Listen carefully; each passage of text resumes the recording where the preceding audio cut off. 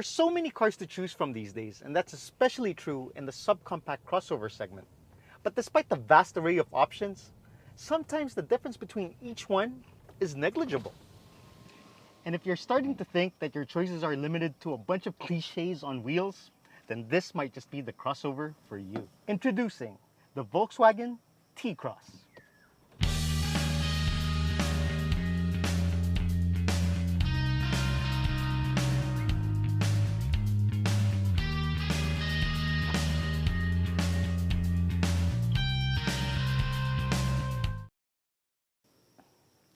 The T-Cross is a global model and it's based on Volkswagen's MQB A0 platform similar to the Volkswagen Polo. This is Volkswagen's smallest crossover. And what Volkswagen always manages to do so well is they make their designs appealing without trying too hard. You'll see that the overall design is very simple. It's boxy and all the lines are straight. There's nothing too radical, yet it's very striking. Up front, you get a simplistic grille, which goes against the grain of modern car design where you get these humongous, exaggerated grilles. The headlights are also an LED affair that includes the headlights, the high beams, the DRLs, and the turn signals. This also has cornering lamps, which comes in really handy when turning into a dark road at night. The simplistic design language is carried over along the side, where you get very conservative body lines, and it goes well with the boxy shape of the car. You also get 17-inch alloys that are silver, and as far as I'm concerned, silver never gets old. Now, VWs have always been known for their simplicity, and they achieve that by making sure that everything on the car is functional, hence necessary. So I'm not sure what this is for, but at least it's not too obnoxious. You get a pretty big greenhouse which keeps the interior from feeling claustrophobic. Plus, these functional roof rails give it more of an SUV vibe. Now, a lot of people find the rear end polarizing, and for the life of me, I can't seem to understand why, because it looks rather clean. What's not to like?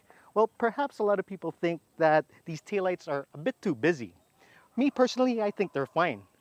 The only thing I'm not particularly fond of are these chrome accents, and I'm not sure if they're meant to mimic exhaust pipes, but I can do without them. But at least you get a rear camera and a rear fog lamp, which is very Euro. Now, opening the trunk is done manually, which is fine, and it reveals 385 liters of trunk space with the rear seats up. When you fold the rear seats, you get 1,319 liters. So it's very spacious, especially for its class. Worth noting though is that there is a bit of a load lift. Now let's go check out the rest of the interior.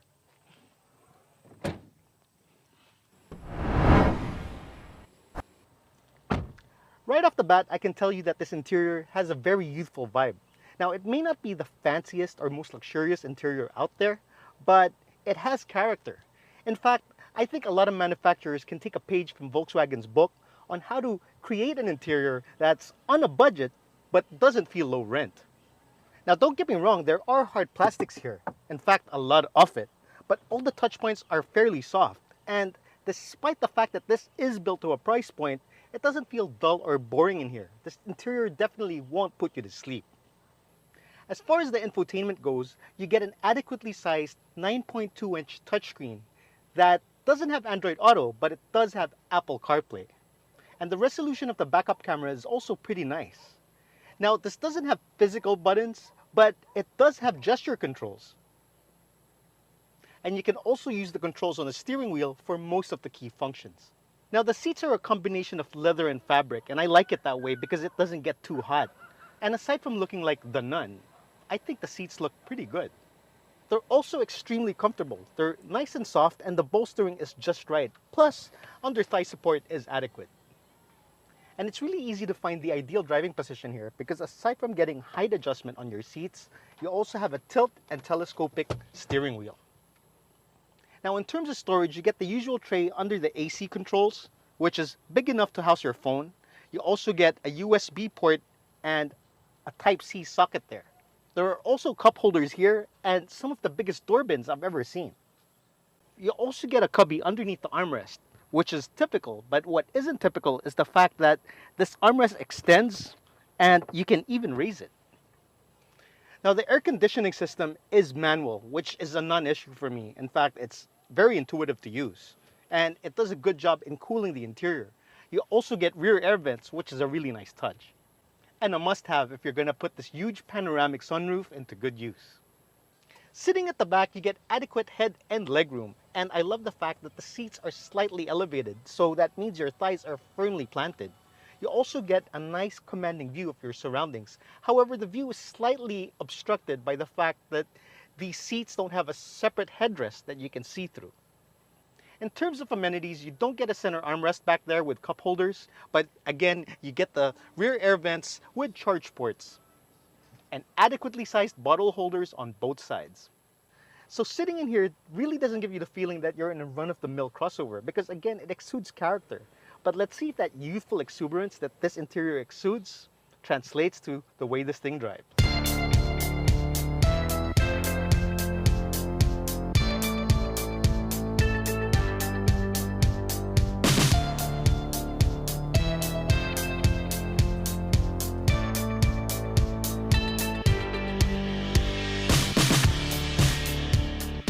So under the hood of the Volkswagen T-Cross, you get a 1.5-liter 4-cylinder gasoline engine that pumps out 111 horsepower and 145 Newton meters of torque. Now those numbers aren't astronomical, but this vehicle isn't trying to be anything it isn't. There are no pretensions. In fact, Volkswagen even advertises its performance figures, which claims 0 to 100 in 13.3 seconds and a top speed of 185 kilometers an hour. So let's see what that translates to in terms of power delivery. I'm gonna make a quick acceleration run here.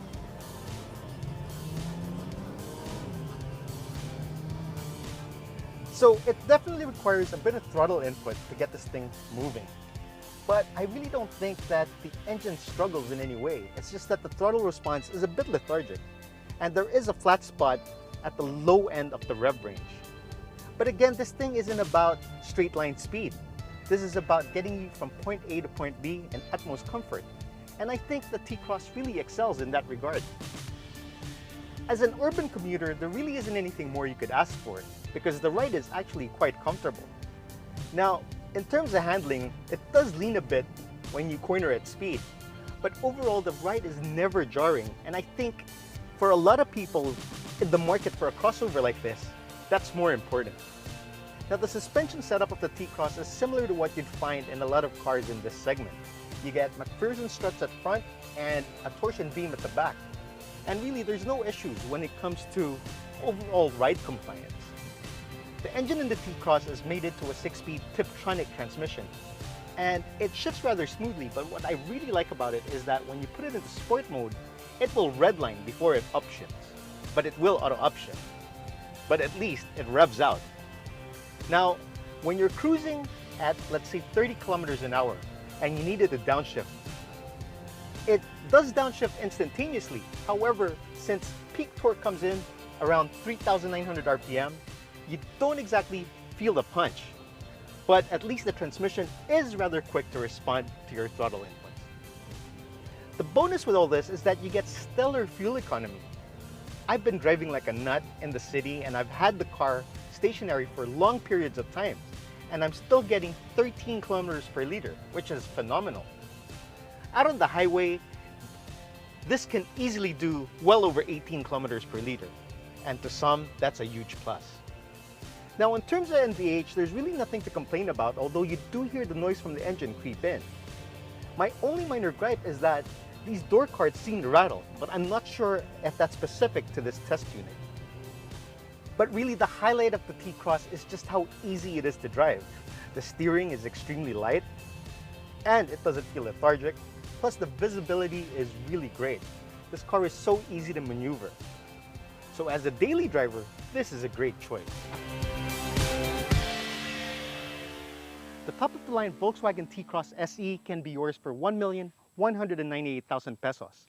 And this may not exactly be a pocket rocket, but if it's space and comfort that you prioritize and you want to drive something that doesn't look like it was made with the same template as what everyone else drives, then look no further.